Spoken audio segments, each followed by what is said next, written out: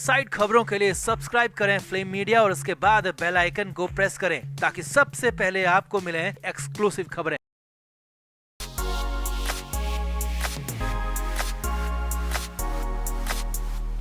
महाराष्ट्र से बड़ी खबर है। राज्य की सियासत में भूचाल लाने वाली खबर है। मोहित कंबोज के दावे के बाद खलबली मच गई है क्योंकि 5 जून का पूरा प्लान सामने आ गया, पूरा खुलासा हो चुका है। 5 जून को महाराष्ट्र में सबसे बड़ी टूट, सबसे बड़ा विस्फोट होने वाला है। उद्धव ठाकरे और शरद पवार को छोटा मोटा नहीं बल्कि बहुत बड़ा मेगा झटका इस बार लगने वाला है। इस बार सब कुछ बिखरने वाला है। तो बताते हैं आपको ऐसा क्या होने वाला है, 5 जून को क्यों होने वाला है। आप वीडियो को शेयर करें और कमेंट बॉक्स में इस पूरे दावे पर अपनी राय जरूर दें कि क्या वाकई में ये संभव है, ऐसा हो भी सकता है। कमेंट जरूर करें।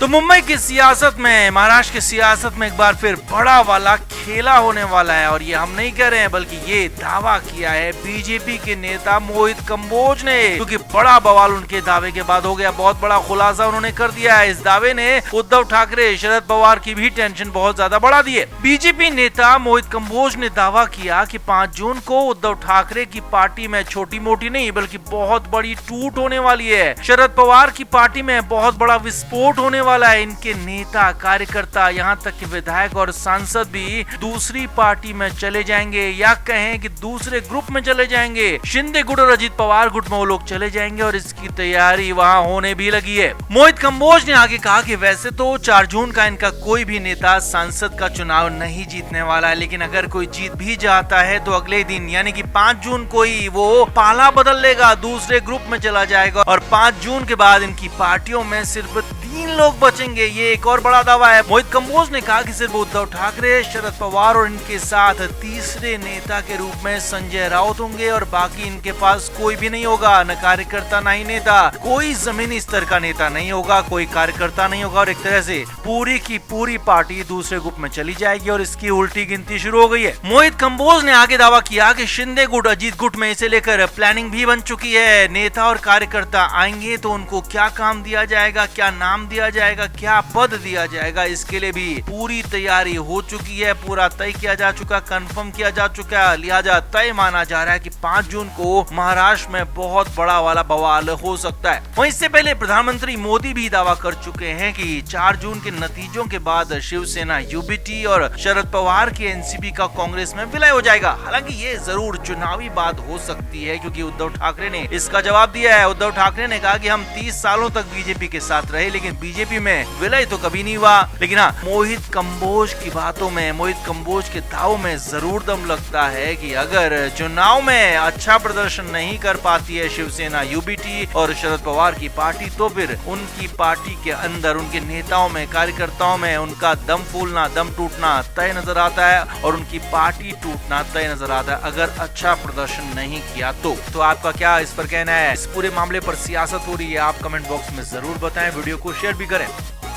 तो सुशांत सिंह राजपूत को लेकर, दिशा सालियान को लेकर, उद्धव ठाकरे को लेकर देवेंद्र फडणवीस ने बहुत कुछ नया बोल दिया है, बड़ा बोल दिया है। यहाँ तक बोल दिया कि ठाकरे की अहंकार की भेंट दोनों चढ़ गए। अब सिलसिलेवार तरीके से आप इसे समझिए। एक बड़े न्यूज चैनल से देवेंद्र फडणवीस ने बातचीत की। इस दौरान कई मुद्दों पर बात की। अब इसी दौरान फडणवीस से सवाल पूछा गया कि दिशा और सुशांत के मामले में आपकी सरकार ने एसआईटी बनाई थी, जांच की बात कही थी और 1 साल का करीब वक्त हो चुका है, तो एसआईटी की जांच कहां पहुंची है, एसआईटी जांच में क्या मिला है, आप इसका जवाब दें। अब फडणवीस ने तुरंत ही इस पर जवाब भी दिया। उन्होंने कहा कि एसआईटी अपनी जांच कर रही है, जांच में बहुत कुछ निकल भी रहा है, जल्दी बाहर भी आ जाएगा, पूरा सच सामने लेकर आएंगे। हालांकि फडणवीस ने कहा कि यहाँ पर मैं ये नहीं बता सकता कि एसआईटी जांच में एग्जैक्टली क्या निकला है, लेकिन हाँ, यहाँ पर फडणवीस ने ये जरूर कह दिया कि ये पूरा मामला उद्धव ठाकरे और उनके अहंकार का है, उनके घमंड का है। जी हाँ, देवेंद्र फडणवीस ने कहा कि मैं तब महाराष्ट्र में नेता प्रतिपक्ष था और उद्धव ठाकरे की सरकार के दौरान उन्होंने आवाज उठाई तो उनकी आवाज को दबाने के लिए बहुत कुछ हुआ, बहुत कुछ किया गया।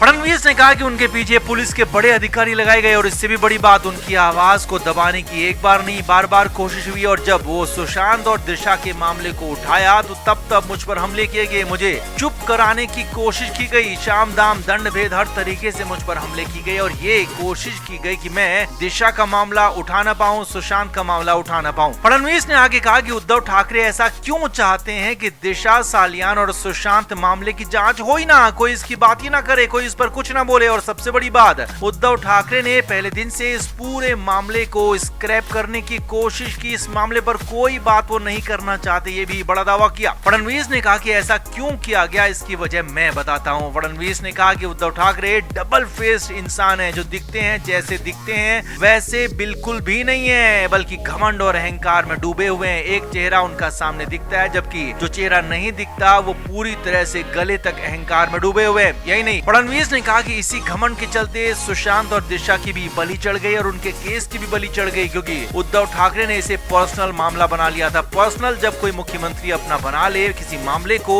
तो फिर कहां कुछ हो पाता है, पूरा मामला दबा दिया जाता है। इसीलिए तो सुशांत सिंह राजपूत को, दिशा सालियान को पहले मार दिया गया, फिर उनकी जांच तक नहीं हुई, ये बड़ा आरोप उन्होंने लगा दिया। हालांकि फडणवीस ने भरोसा दिया कि वो पूरी तरह से दिशा और सुशांत मामले की जांच कराएंगे। एसआईटी पूरी जांच कर रही है, दोषियों तक पहुंचेंगे। अब दोषी भले ही कितना ही बड़ा क्यों ना हो, किसी का भी बेटा क्यों ना हो, उसे जेल भेजेंगे, कड़ी से कड़ी सजा दिलाएंगे। ये हमने पहले भी कहा है और आज भी कह रहे हैं। तो कुल मिलाकर देवेंद्र फडणवीस ने इस पूरे तरह से मामले में दिशा और सुशांत के मामला और माजरा उद्धव ठाकरे पर मर दिया। साफ कह दिया कि उनकी वजह से दोनों के साथ गलत हुआ और ठाकरे की वजह से जांच भी अभी तक पूरी नहीं हो पा रही है। तो आपका क्या इस पर कहना है? क्या वाकई में उद्धव ठाकरे दिशा और सुशांत मामले में पीछे पड़े हुए हैं, या फिर इस पूरे मामले पर सियासत हो रही है? आप कमेंट बॉक्स में जरूर बताएं, वीडियो को शेयर भी करें। तो मुंबई में सोमवार का दिन काला दिन साबित हुआ, जब आंधी तूफान के बीच एक बहुत बड़ा होर्डिंग गिर गया। घाटकोपर इलाके में पेट्रोल पंप के पास गिरे इस होर्डिंग के नीचे काफी सारे लोग दब गए और धीरे धीरे जब लोगों को निकाला गया तो अब तक यानी कि मंगलवार की सुबह तक हादसे में 14 लोगों की जान जा चुकी थी, जबकि 74 से ज्यादा लोग घायल हैं। अब इस हादसे के बाद हालात ये हैं कि उद्धव ठाकरे के खिलाफ लोगों का गुस्सा फूट पड़ा है, क्योंकि बीजेपी नेता किरीट सोमैया ने इसे लेकर बड़ा खुलासा किया है। बीजेपी नेता किरीट सोमैया ने खुलासा किया है कि ये पूरी तरह से करप्शन का नमूना है, जो कि उद्धव ठाकरे सरकार के दौरान हुआ था। किरीट सोमैया के मुताबिक यहाँ पर 40 बाय 40 फीट के होर्डिंग लगाने की मंजूरी थी, लेकिन करप्शन करके पैसे खाकर 120 बाय 120 फीट की होर्डिंग लगाई गई थी। करीब 17,000 स्क्वायर फीट की ये होर्डिंग थी। और यही नहीं, किरीट सोमैया के मुताबिक इस होर्डिंग के लिए तो वो सामान्य मंजूरी भी नहीं ली गई थी, यानी कि 40 बाय 40 की मंजूरी भी यहाँ पर नहीं थी, और पूरी तरह से अवैध रूप से ये 120 बाय 120 फीट की महा होर्डिंग लगाई गई थी बिना मंजूरी के। इतनी बड़ी होर्डिंग लगाने से ये बहुत बड़ा हादसा हुआ और अचानक ये होर्डिंग गिरा तो इतने सारे लोगों को छीन ले गया। अब सोमैया के मुताबिक ये सब कुछ तब हुआ जब उद्धव ठाकरे महाराष्ट्र के मुख्यमंत्री थे। उनके कार्यकाल में भ्रष्टाचार हुआ,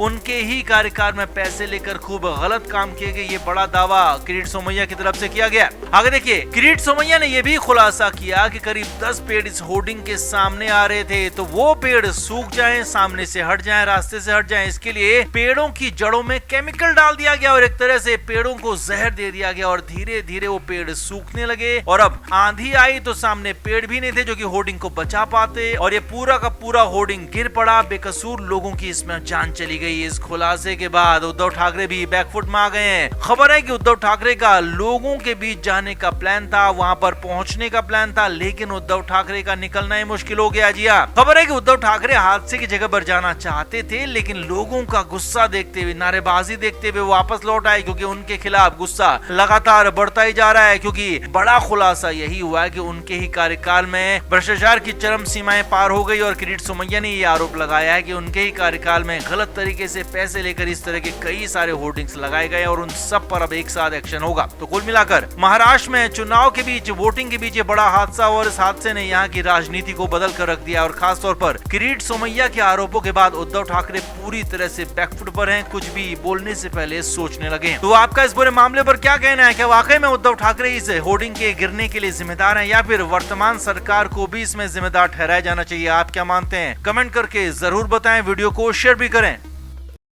फ्लेम मीडिया रिपोर्ट।